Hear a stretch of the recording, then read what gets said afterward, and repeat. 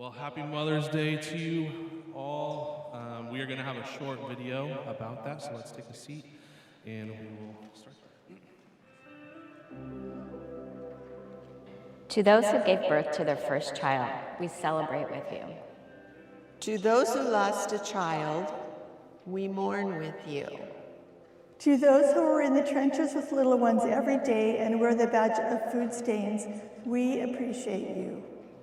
To those who experience loss through miscarriage, failed adoptions, or running away, we mourn with you. To those who walk the hard path of infertility, fraught with pokes, prods, tears, and disappointment, we walk with you. Forgive us when we say foolish things. We don't mean to make it harder for you. To those who are foster moms, mentor moms, and spiritual moms, we need you. To those who have warm and close relationships with your children, we celebrate with you. To those who have disappointment, heartache, and distance with your children, we sit with you.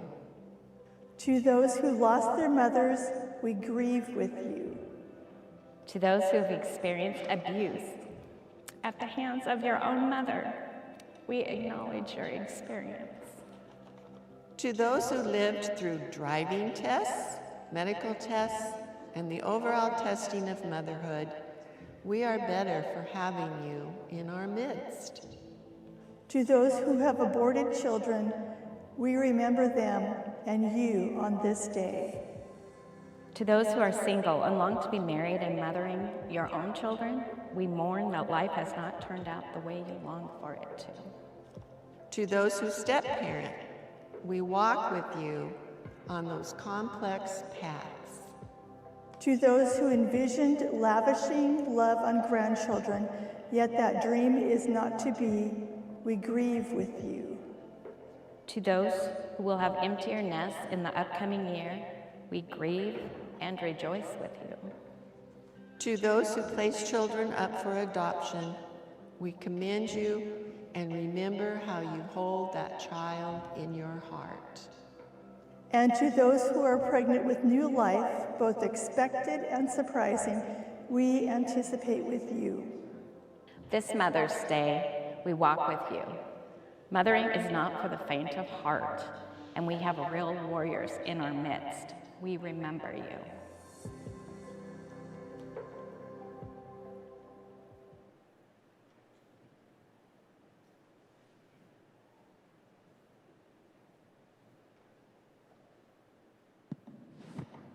I want to say thank you to the moms in our story that made that video this week. And if that if it's recognized in your story, we want to say thank you for being here, even though we know that Mother's Day might bring some challenging emotions for some in the room. We do want to celebrate a few things this morning, and then several of the people here this morning have agreed to embarrass their mothers a little. So we are going to do a little bit of celebration before we get into what is next. The first thing is that we have a gift for the mom who has the youngest child at this service. So let's just start with like 1-year-old. Does anyone in the room have a 1-year-old? Okay. Anyone else with someone under the age of 1? No. Okay. Here we go.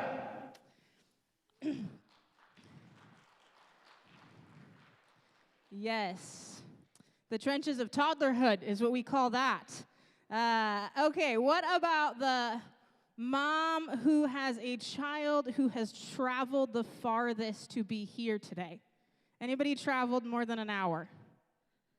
More than an hour? Anyone else more than an hour? Okay, is it 5 hours, 10 hours, 25 hours? Okay, lots of hours to be here. Thank you for being here. All right, now where is Jennifer? Jennifer in the sound booth? Okay, there she is back there. Ethan agreed to tell us some things that his mom always says. She looked shocked because she didn't know this was going to happen. What is something your mom always said to you? Ethan said, be nice to your sister. I know some moms who say that often, myself included. What is your mom's favorite food? Barbecue anything, mostly brisket. What is something you would like to teach your mom? How to sail on a boat. What is something your mom taught you? She taught me how to do my taxes. Oh, that's so helpful. You can come to my house next. What is your mom's favorite song? Ethan said it's from that one band I hate, Dave Matthews song, Don't Drink the Water. If anybody wants to know what song to hate, I guess that's where you start. Okay, where is Brittany? Tristan's mom. Okay. Tristan said, so what is something your mom always says to you? Be nice to your brother. There's a theme here. What is your mom's favorite food? Chocolate. What is something you'd like to teach your mom? How to play lacrosse. What is something your mom taught you? To have a good heart. Aww. What is your mom's favorite song? She just likes random songs. A little bit of everything. All right, where is Jessica, Davion's mom? All right, Davion answered some questions about his mom. Raise your hand. We know who you are. Here we are. What is something your mom always says to you? I love you. What is your mom's favorite food? She doesn't like meat because she's a vegetarian. She likes eating healthy foods. That's all I know. What is something you'd like to teach your mom? How to ride a dirt bike. What is something your mom taught you? A lot of stuff. What's your mom's favorite song? Something from her favorite artist, Josiah Queen. All right. Where is Marilyn? Marilyn's in the room. Marilyn's son answered some questions about her. What is something your mom always says to you? When are you going to pay me back? Kidding. Not really. What is something you'd like to teach your mom? How to use AI and to help keep her computer files organized. How many would like to help their parents keep their files organized? Okay. What is something your mom taught you? A lot. What is your mom's favorite song? Most of the songs by John Denver. All right, we have one more. Where is Sherry? Sherry in the room? Sherry's in the room here somewhere. Oh, there she is. She's hiding in the back because she doesn't know what Melody said about her. All right. Melody answered these questions about Sherry. What is something your mom always says to you?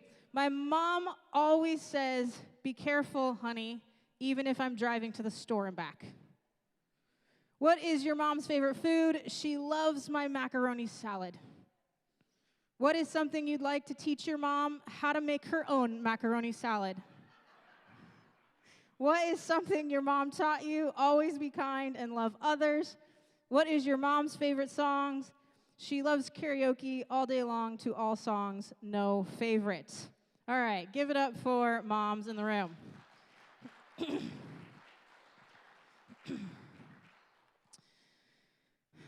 I want to today just spend a few minutes encouraging everyone in the room.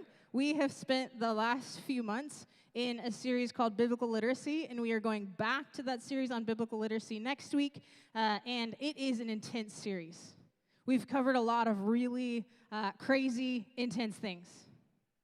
And those topics have been really helpful and incredibly important, and we are going back to those in a few minutes. But today is a good day to be reminded that Jesus is the ultimate source of perfection, and that regardless of how our world spins from day to day, from month to month, from year to year, from decade to decade, Jesus is still working all of it for our good. And our world is defined by two dominating social poles that are counter to the culture of Jesus. Those are power and perfection. We are expected as people who live in a digital age to be always performing, because someone is always watching, and you never know where there might be filming taking place. So we have this expectation, not just from living in a digital world, but from living today, to have all the answers, to be on at all times, to perform perfectly, to be well-known, to be popular, to be in control at all times and not mess anything up. Because what if someone caught our fumble on camera? What if our 4-year-old tells their Sunday school teacher that their mom yelled at them on the way into church this morning? It's okay. No judgment. Because what if we don't get a promotion? What if my kid doesn't end up following Jesus? What if my post on social media doesn't get any likes? What if we don't get an A on that assignment? What if someone else gets recognized at work for something that I put the work into making happen? What if I'm not organized? What if I'm not put together? What if I'm not performing perfectly? What if something is outside of my control? What if I fail? What if I'm not known? These are top questions being asked on the daily by many people of all ages. We live in a world that asks us to be perfect and to be in control. And as a result, that constant pressure to be perfect and known, we often respond in 8 fairly universally recognized ways. So you can just keep a tally in your head as we go through these if they apply to you. 1, we end up being super critical of our own selves. 2, we get defensive when we are corrected. We may procrastinate until we know exactly the outcome. We fear failing to the point of refusing to act. We worry and stress about anything that we are a part of. We spend an unhealthy amount of hours trying to make something that we are doing perfect. We don't delegate to others things that they could do. And we adopt an all or nothing, sort of black and white, right or wrong perspective on life. Does any of this sound familiar to anyone in the room? Well, we should work to do things well, and we should have a mindset of excellence and growing with each year that we are here. That is not the same thing as the expectation of the world to be both perfect and powerful. And Jesus speaks to this with a different concept for life altogether. Well, the world is defined by the social pulls towards power and control and perfection. Jesus' world is defined by 2 opposite pulls: humility and grace. Jesus invites us to flip the script of the world upside down. And it invites us into several counterculture opportunities to respond to the grace of Jesus and the humility that he asks us to live into. We're going to spend the rest of our morning going through different reminders that were counterculture to what the world is trying to remind us of all day long. Jesus frees us from the need to give into the culture of perfection and power. So the world says, make a mistake, and this is totally Gen Z language. If you don't get it, it's okay. You're canceled. Basically, don't mess up. Jesus says in 2 Corinthians 12:9, my power is made perfect in your weakness.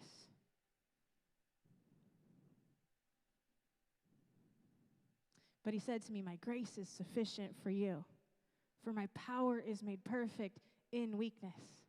Therefore, I will boast all the more gladly about my weakness so that Christ's power may rest on me. That sounds like the opposite of what the world tries to tell us.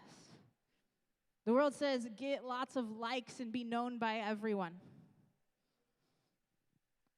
And Jesus says, he must become greater. I must become less. This is what John was saying in his relationship with Jesus. He does not want to be known. He wants Jesus to be known. Our world asks us in every scenario to make ourselves more known. To make it so that more people know who we are, more people see what we do, more people read what we post, and yet John says he must become greater. Jesus must become greater. I must become less. The world says you got to get it right to be loved. Sometimes this message is personal because maybe we grew up in a way that we had to get it right to be loved, and we had to earn that love somehow in our world. Jesus says that he already made it right. We are already loved. Hebrews 10:12 says, "For by one sacrifice he has made perfect forever those who are being made holy." Jesus did all of the work on the cross.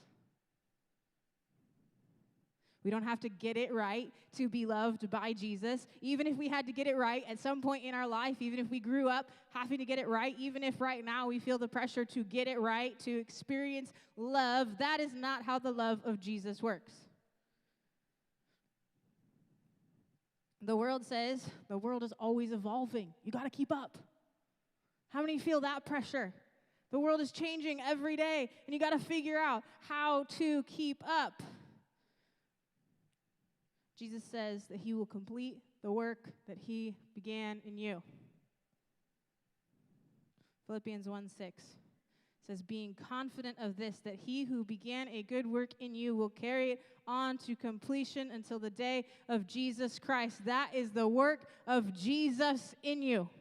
It is not how hard I work to keep up. It's not how hard I work to not make mistakes. It's not how hard I try at all of these things. It is that Jesus has already done it, and Jesus will continue to do the work that Jesus wants to do in us.